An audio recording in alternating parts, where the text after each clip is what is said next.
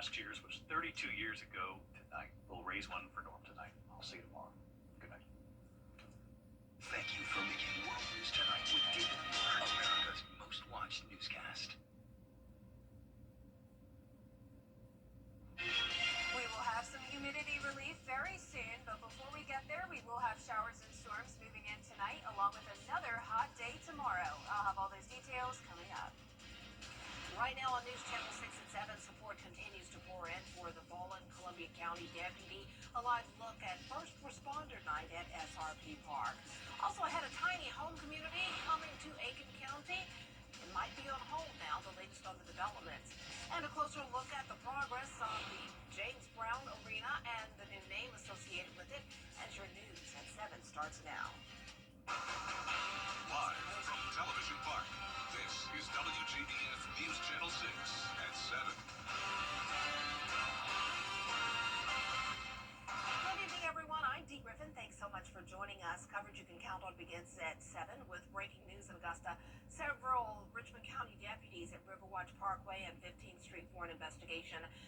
We are awaiting official word from law enforcement office about the nature of the investigation, but we are told that the hot team for the Richmond County Sheriff's Office is on the scene, and they are working on getting us more information about what is going on. And be sure to tune in to News Channel 6 as well as WJBF.com for the latest. And coverage you can count on continues as it's First Responders Night at tonight's Green Jackets game.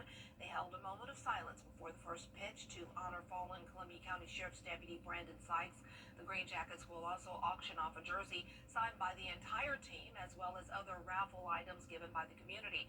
A portion of those proceeds will be donated to support the families of Deputy Sykes and Deputy Gavin White, who was also shot on April 26th through a nonprofit called Fire K. The Augusta Public Safety is going to have a color guard out as they walk on the field to salute the flag and honor America. And as we do that, to finish that up, we'll have a moment of silence, the tragedy that happened a few weeks ago in Columbia County.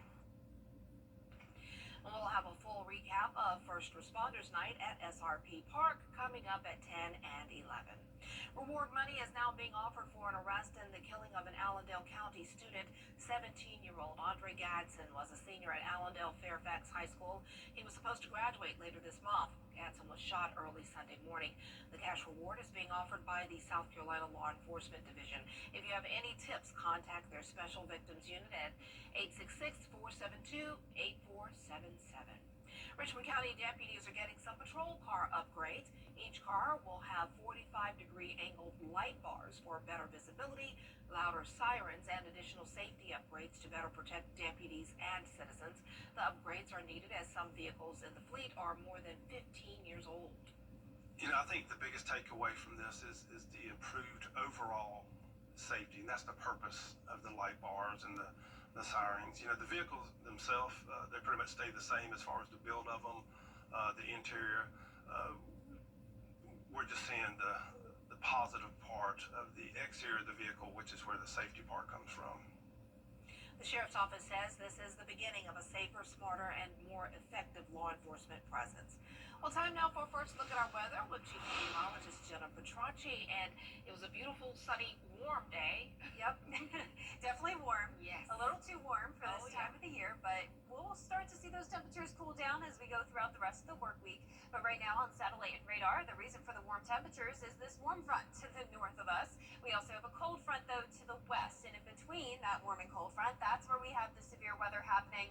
Unfortunately, we had rounds of severe weather last night with some very deadly storms, and we are seeing more tornadoes pop up now across the Tennessee Valley down to northern Louisiana.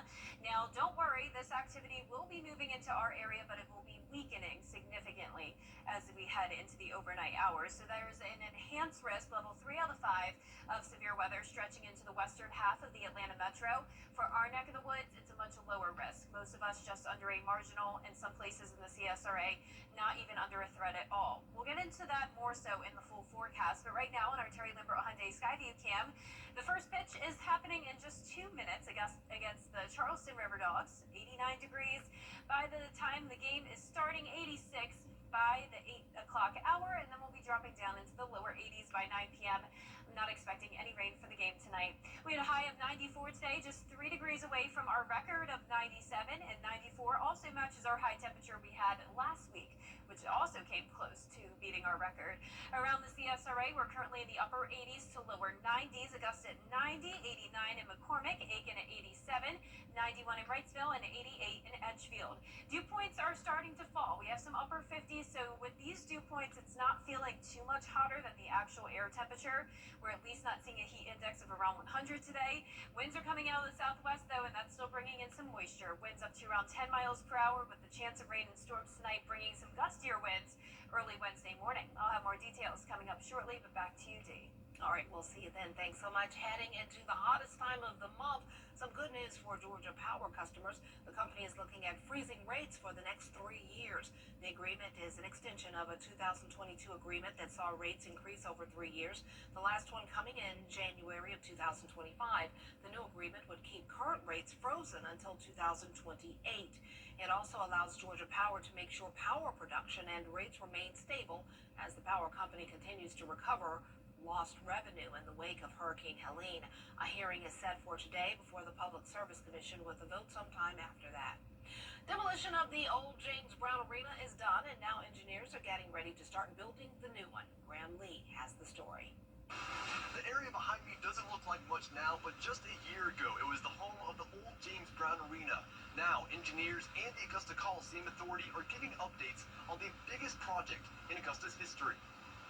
Engineers are now working on getting sediment ready to build a new structure, but not before a lengthy process to tear down the old JBA.